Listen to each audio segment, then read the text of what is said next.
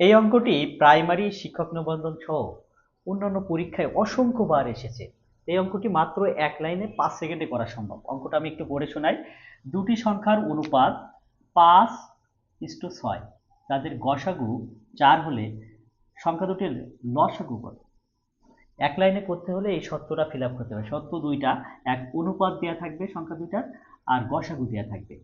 তাহলে লসাগু বের করতে হলে আমাকে সবগুলো গুণ করতে হবে। লসাগু বের করতে হলে এখানে যে সংখ্যাগুলো দেওয়া আছে সব গুণ করতে হবে। 5 গুণ এই 6 গুণ এই 4। তাহলে দেখেন এটা আমি যদি করি 5 7 30 আর 4 30 120, উত্তর হবে 120। আগের অঙ্কটি যদি বুঝে থাকেন তাহলে এই অঙ্কটি যেখানে অনুপাত 5:7 এবং গসাগু দেওয়া আছে 6 হলে এর লসাগু কত, কমেন্টসে একটু জানান। অপশনগুলো এখানে দিয়ে রাখছি।